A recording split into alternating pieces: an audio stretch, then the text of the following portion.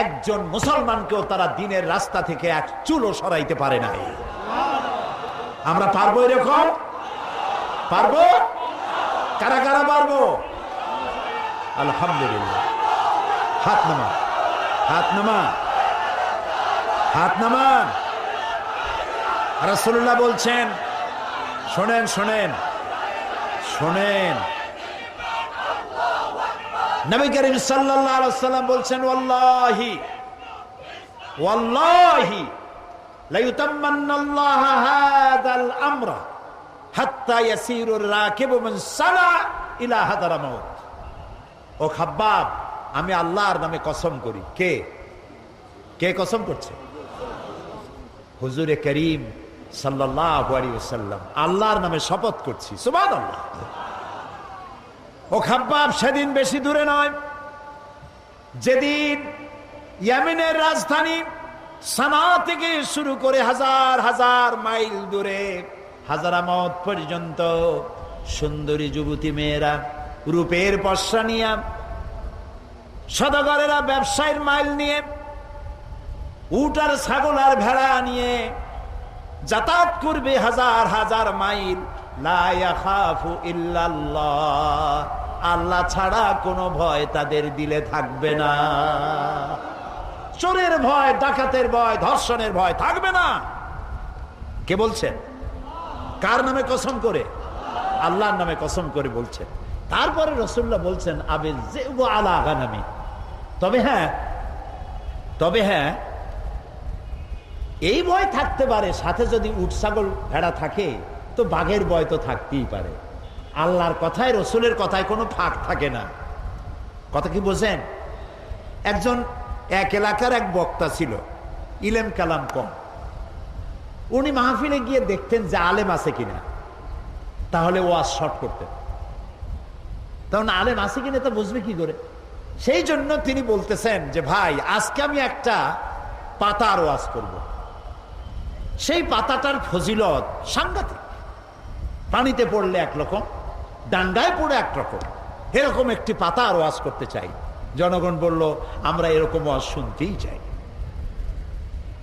তিনি বললেন, দেখেন ওই পাতাটা যদি নদীর মধ্যে পড়ে কুমির হয়ে যায়, আর পাতাটা যদি ডাঙ্গায় পড়ে বাঘ হয়ে যায়।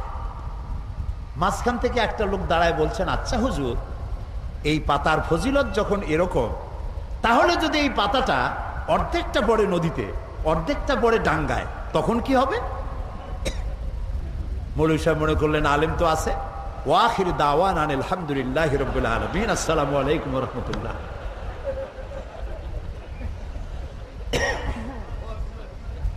তো কথার মধ্যে ফাঁক থাকে মানুষের, কিন্তু কথার মধ্যে ফাঁক থাকে না আল্লাহর, কথার মধ্যে ফাঁক থাকে না রসুলের। এখানে আল্লাহ তাআলা, রসুল বলছেন, লা ইয়াখাফু ইল্লাল্লাহ, আল্লাহ ছাড়া কোনো ভয় থাকবে না। তারপরে যদি কেউ উট নিয়ে যায়, ছাগল নিয়ে যায়, আর পাহাড়িয়া বাঘ এসে যদি উট নিয়ে যায়, তাহলে রসুলের কথার মধ্যে তো অসুবিধা হয়ে গেল। লোকেরা বলবে, উনি বললেন আল্লাহ ছাড়া ভয় নাই, ভয় তো আছে। সেই জন্য রাসূলুল্লাহ বললেন, আবি যিবু আলা গানামি, এটা হতে পারে যে বাঘে তোমার উট ছাগল ভেড়া নিয়ে যাইতে পারে, কিন্তু সুন্দরীরা ধর্ষিতা হবে না, সদাগরের মাল চুরি হবে না, মানুষের জীবন নষ্ট হবে না, এরকম সমাজ আসবে। ওয়ালাকিন্নাকুম তাস্তাজিলুন, আসলে তোমরা খুব তাড়াহুড়ো করছো। তাড়াহুড়ো করো না, ধৈর্য ধরো। এটা পাওয়ার জন্য বহুত নবীদের জীবন দিতে হয়েছে, সময় লাগবে। ইসলাম শুধু নামাজ, রোজা, হজ, যাকাত নয়, শুধু দাড়ি, টুপি, মেসওয়াক নয়। দাড়ি, টুপি, জামা, মেসওয়াক, নামাজ, রোজা সহ বিশাল স্কিম, বিশাল পরিকল্পনা। আমরা সবটারে বাদ দিয়া শুধু খোলসটা ধরে আছি, আসলটা বাদ দিয়ে দিছি। আমরা যখন মসজিদে যাই তখন মুসলমান থাকি, কিন্তু আমি যখন দোকানে যাই তখন আমি মুসলমান থাকি না। কথা কি বোঝেন? কথা কি বোঝেন? হায় রে মুসলমান, বলতেও লজ্জা করে। এই যে ভেজাল ধরা আবিষ্কার, যখন ভেজাল ধরার জন্য ঢাকায় যখন অভিযান চললো, হায় হায় রে, কি দেখলাম! কি সব নাম করা হোটেলে কি খাওয়ায়! গরিবে খাইলে কয় যে ফ্যান খায়। এই যে ভাতের যে মাড়, ওইটার কি বলে এখানে? হ্যাঁ, মাড় বলে, মাড়। আমাদের পিরোজপুর, বরিশালে কয় ফ্যান। গরিবে যদি খায় ফ্যান, ওই ফ্যানটাকে বড় বড় হোটেলে এইরকম সুন্দর কাপের মধ্যে দিয়ে একটু মশলা ছিটাইয়া, এইটার দাম 150 টাকা। এটা হলো রাইস স্যুপ। গরিবে খাইলে মার খাইছে, ফ্যান খাইছে। রসগোল্লা, বিরাট বিরাট নাম করা মিষ্টির দোকান, নাম বলবো না। রসগোল্লা বানায়, রসগোল্লা বানাতে গেলে ছানা লাগবে, যত ছানা লাগবে তত দুধ লাগবে। এখন এত দুধ, পয়সা খরচ হয় বেশি, আমার লাভ করা লাগবে বেশি। সেই জন্য দুধের ভিতরে টয়লেট পেপার ছেড়ে দিয়া, জাল দিয়া তাড়াতাড়ি ছানা বানায় ফেলায়।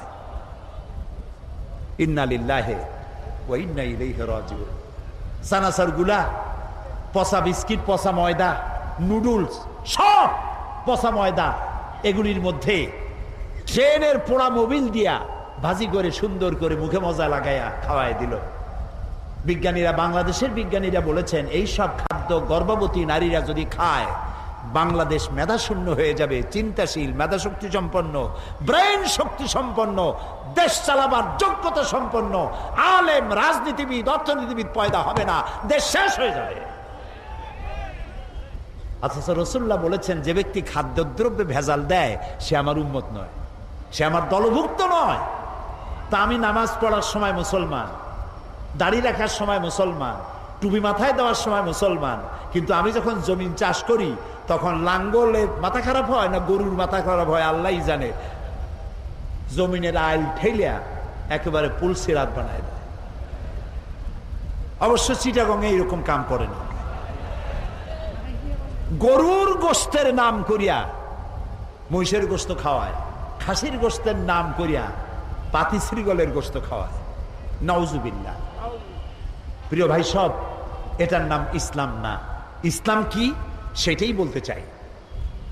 ইসলাম এমন এক জীবন ব্যবস্থা দিয়েছিল, নবী করিম সাল্লাল্লাহু আলাইহি ওয়াসাল্লামের ইন্তেকালের পর ঐতিহাসিকরা লিখছেন, এক যুবতী সুন্দরী নারী মদিনা থেকে রওনা করেছে, কোথাও যাবেন।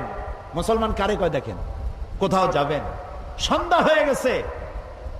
মেয়ে লোকটি ভাবলো, এখন যদি আমার আত্মীয় বাড়ি যেতে তো এখন অনেক দেরি, আমি একা একা কেন বেরোলাম? দুঃখে ক্ষোভে নিজের মাথার চুল নিজের ছিঁড়তে ইচ্ছে করছে তার।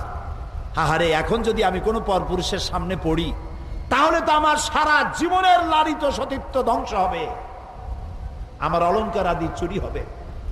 ভয়তে চোখ দিয়ে পানি পড়তেছে। আস্তে আস্তে করে গন্তব্যের দিকে আগাচ্ছে। হঠাৎ দেখতে পেল দূরের থেকে একটা যুবক পুরুষ তার দিকেই আসতেছে। মেয়ে লোকটি ভয়তে বসে পড়েছে। সুন্দরী যুবতী নারী বসে বসে ভয়ের চোটে, এখনই আমার সব শেষ। যুবকটি আস্তে আস্তে করে হেঁটে মহিলাটির সামনে এসে দাঁড়ায়ছে। মহিলা ভয়তে চোখ থেকে দর দর করে পানি পড়ছে। যুবক বলছে কি জানেন? যুবকটি মেয়ে লোকের চোখের উপরে চোখ রেখে বলছে, মা, আমাকে দিয়ে তোমার কোনো ক্ষতি হবে না। মা, তুমি কোথায় যেতে চাও আমাকে বলো, আমি তোমাকে নিরাপদে পাহারা দিয়ে তোমার গন্তব্যে পৌঁছে দেব। আমার পরিচয় শোনো, আমি মুসলমান।